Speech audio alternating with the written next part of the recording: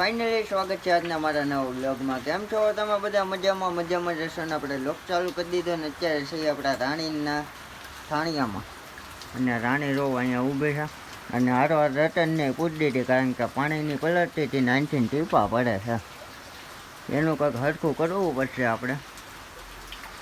એટલે ચાલો કન્ટિન્યુ જોવો આજનો બ્લોગ. અને રાણી રોવો કાન બઠા કરે છે. રતન રોવો અહીંયા વૈયાવી સામે ઊભી હતી અને એ થોડીક પલ્લી ગઈ છે, કારણ કે જરીક વાસાટ આવતી હોય ને કાંક તો એક પતરું અહીંથી આડું છે એ હરખું કરી નાખીએ ને. રાણી રોવો હે બેટા હાલે ગાંડી. એટલે રોવો બે ઊભી છે. માં દીકરી લાગે ને પણ ગાય તો ન કહેવાય. હવે રોવો આ રીતના કાંક ઊભી છે રાણી. અને ઓલું પતરું હરખું આપણે કરી નાખીએ ને આ રતન રોવો બાર જવું કરે હે. અત્યારે બહાર ન જવાય રતન. હે રતનને બહાર નીકળવું પણ આવવાની કેમ બહાર જવા દેવું. એટલે જો આ રીતના કાંઈક ઘોડે ઊભી છે. અત્યારે આપણે આવી ગયા ફ્રેન્ડના તબેલે ને આ જો કબૂતર બધા કેજમાં એક ખાનામાં બધા પૂર્યા, કારણ કે વરસાદના છૂટા રખડતા હતા ને તે બધા એક ખાનામાં બધાને પૂરી દીધા છે.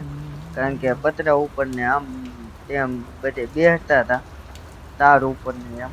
ત્યાંથી ને હેઠે આવ્યા તે આપણે પકડીને આમાં પૂર્યા. જોવો આ બધા કબૂતર છે ને પૂરા છૂટા રખડતા હોય ને એને પૂરી દીધા છે અત્યારે.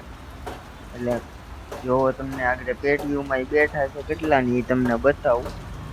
અને આ તબેલો છે ત્યાં આવ્યા છે આપણે ફ્રેન્ડના તબેલો. આગળ બકરાય છે અહીંયા બે ગાયના છે એ પણ તમને આગળ બતાવું. એટલે જોવો તમે. અને આ બધા કબૂતર લાટ છે પણ આમાં ગણવામાં તો રાખી દીધું. એટલે જોવો તમે. એટલે ચાલો કન્ટિન્યુ. છોટી ગયો મારા મોબાઈલ છોટી ગયો.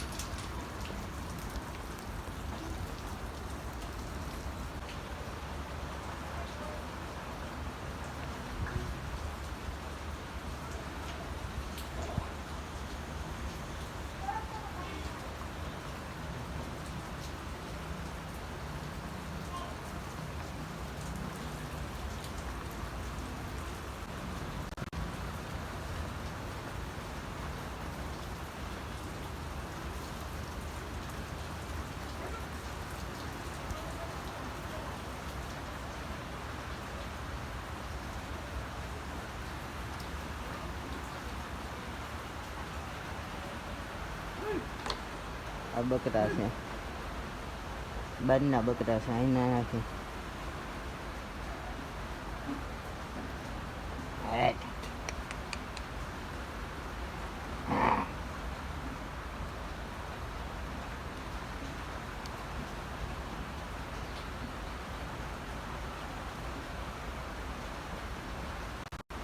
આ બકરી ને બકરો. અહીંયા ગાવું છે, અહીંયા ભેવું છે.